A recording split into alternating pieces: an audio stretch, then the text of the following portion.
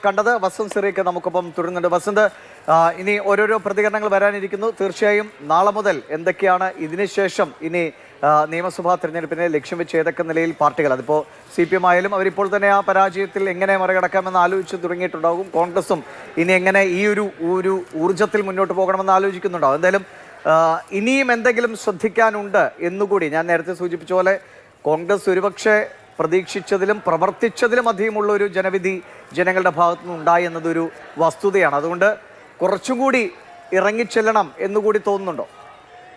Reading തെറ്റാണ് ദിഗേഷ്. കാര്യം നേരത്തെ ആര്യയും ബാക്കിയുള്ള എല്ലാവരും തന്നെ പറയുന്നത് കേട്ടു. കോൺഗ്രസ് പ്രതീക്ഷിക്കുന്നതിനേക്കാൾ വലിയ വിജയം, അതായത് ഒരു ട്രെൻഡിന്റെ അലകടലി അതുണ്ടായിട്ടുണ്ട് എന്ന്.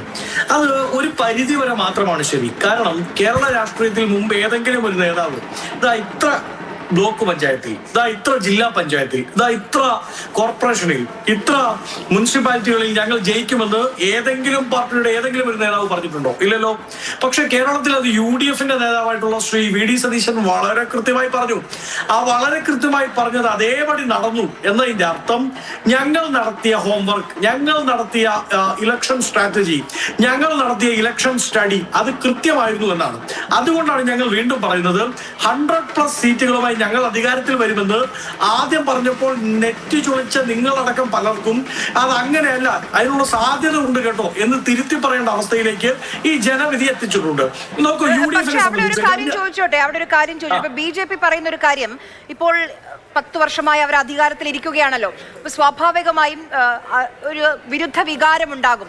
അതിനെ സാധാരണ ആ രീതി അത് മുഴുവൻ UDFിലേക്ക് വരേണ്ടതാണ്. പക്ഷെ ഇത്തവണ അങ്ങനെയല്ല, അത് BJPയിലേക്ക് കൂടി ഭിന്നിച്ചു പോവുകയാണ്. അത് നിയമസഭയിലും കാണില്ലേ?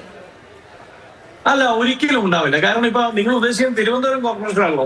അവിടെ UDF കഴിഞ്ഞ തവണ 3-ാം സ്ഥാനത്താണ്. പക്ഷെ ഞങ്ങളുടെ നില മെച്ചപ്പെട്ടത് 1-2 അല്ല കേട്ടോ. വളരെ നല്ല രീതിയിൽ മുമ്പോട്ട് വരാൻ ഞങ്ങൾക്ക് സാധിച്ചു. ഇനിയും അത് മുമ്പോട്ട് വരികയല്ല. അടുത്ത തവണ UDF ആ കോർപ്പറേഷൻ തിരിച്ചു പിടിച്ച് ഭരിക്കുമെന്നതിൽ യാതൊരു സംശയവും വേണ്ട. BJPക്ക് അവരുടെ വോട്ട് വർദ്ധിപ്പിക്കാൻ സാധിച്ചിട്ടുണ്ട്. ഞാൻ അവരെ അഭിനന്ദിക്കുകയാണ്. കാരണം കഴിഞ്ഞ എല്ലാ ഉപതെരഞ്ഞെടുപ്പുകളിലും പടവലം കണക്ക് താഴോട്ടായിരുന്നു അവരുടെ വോട്ട് ഷെയർ പോയിരുന്നത്. ഈ പ്രാവശ്യം അവർക്ക് മുമ്പോട്ട് വരാൻ സാധിച്ചു എന്നത് അവർക്ക് നല്ല കാര്യമാണ്. അവർ പ്രവർത്തിച്ചു, അവർക്ക് മുമ്പോട്ട് വരാൻ സാധിച്ചു. വസന്ത്, ഇപ്പോ ശബരിമല സ്ത്രീ പ്രവേശനവുമായി ബന്ധപ്പെട്ട സമയത്ത് ലോക്സഭയിലുണ്ടായ റിസൾട്ട് ആയിരുന്നില്ലല്ലോ തിരിച്ച് നിയമസഭയിലേക്ക് വരും. അപ്പോൾ ജനങ്ങളുടെ ഒരു ചിലപ്പോൾ ഒരു പ്രതിഷേധം ചിലപ്പോൾ ഒറ്റ തെരഞ്ഞെടുപ്പിൽ രേഖപ്പെടുത്തി മാഞ്ഞു പോകാനും സാധ്യതയുണ്ട്. അപ്പോൾ അതിനെയും മുന്നിൽ കണ്ടു വേണം പ്രവർത്തനം. അല്ല, അതിന്റെ ഉത്തരമാണ് ഞാൻ വളരെ കൃത്യമായി പറഞ്ഞത്. ഞങ്ങൾക്കൊരു സ്റ്റഡി ഉണ്ട്, ഞങ്ങൾക്ക് വളരെ കൃത്യമായ പ്ലാൻ ഉണ്ട്, ഇലക്ഷൻ സ്ട്രാറ്റജി ഉണ്ട്. അതനുസരിച്ചാണ് ഞങ്ങൾ ഈ തെരഞ്ഞെടുപ്പിനെ നേരിട്ടത്. പക്ഷെ നിയമസഭയിലേക്ക് വരുമ്പോൾ അതായിരിക്കില്ല ഞങ്ങളുടെ ഇലക്ഷൻ സ്ട്രാറ്റജി, അതാവില്ല ഞങ്ങളുടെ റിസർച്ച് ടീം, അതായില്ല ഞങ്ങളുടെ റിസർച്ച് ഡേറ്റാബേസ്.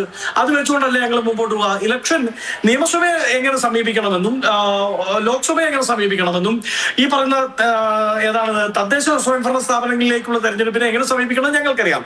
LDF ചെയ്യുന്നത് എന്താണ്? LDF ചെയ്യുന്നത് സോഷ്യൽ എഞ്ചിനീയറിംഗ് ആണ് എല്ലായിടത്തും നടത്തിയത്. എന്നിട്ട് അവര് പറയാണ് ഞങ്ങൾ സോഷ്യൽ എഞ്ചിനീയറിംഗ് ആണ്. അതാണ് ഞങ്ങൾ സോഷ്യൽ എഞ്ചിനീയറിംഗിന്റെ ആളല്ല, ഞങ്ങൾ സോഷ്യൽ ജസ്റ്റിസിന്റെ ആളാണ്. അതാണ് ഞങ്ങൾ സംസാരിച്ചത്. അത് ഡെലിവർ ചെയ്യും എന്നാണ് ഞങ്ങൾ പറഞ്ഞത്. അത് ഡെലിവർ ചെയ്യപ്പെടുന്നില്ല ഈ ഭരണത്തിൽ എന്നാണ് ഞങ്ങൾ സംസാരിച്ചത്. അത് മാറ്റമുണ്ടാകും. ഞാൻ വളരെ കൃത്യമായി പ്രിയപ്പെട്ട ആര്യയോടും പ്രിയപ്പെട്ട ദിഗേഷിനോടും പറയുന്നു, അടുത്ത നിയമസഭാ തെരഞ്ഞെടുപ്പിന്റെ റിസൾട്ട് വരുന്ന ദിവസം ഏതാണ്ട് ഇതേ 5 മണിക്ക് 100-ലേറെ സീറ്റുകളോടുകൂടി UDF ജയിച്ചു എന്ന് പറയുന്ന ചർച്ചയ്ക്ക് നമുക്ക് 3 പേർക്ക് ഒരുമിച്ചിരിക്കാം. അന്ന് നിങ്ങൾക്ക് 2 പേർക്കും എന്റെ വക ലഡ്ഡു ഞാൻ അവിടെ. ഞാനൊരു കാര്യം പറയട്ടെ, നമ്മളെന്തായാലും ഒരു സാങ്കല്പികമായ കാര്യം പറഞ്ഞുകൊണ്ട് ഞാൻ പറയട്ടെ, അന്നിനി വസന്ത് സിറിയക്ക് ജയിച്ചു എന്നാൽ നമുക്ക് ചിലപ്പോൾ 5 മണിക്ക് ഇങ്ങനെ ഇരിക്കാൻ പറ്റിയെന്ന് വരില്ല. അല്ലല്ല, അങ്ങനെയാണ് ദൈവഹിതവും ജനവിധിയും പാർട്ടിയുടെ തീരുമാനമെങ്കിൽ എങ്കിൽ പോലും 5 മണിക്ക് നിങ്ങളുടെ കൂടെ ഞാൻ ഉണ്ടാവും. അതിന് ഞാൻ ഉണ്ടെങ്കിലും ഇല്ലെങ്കിലും നിങ്ങൾക്കുള്ള ലഡു അവിടെ എത്തിച്ചു തന്നിരിക്കും. ശരി, വളരെ സന്തോഷം. നല്ല കാര്യം നടക്കട്ടെ, നല്ല കാര്യം നടക്കട്ടെ. Thank you.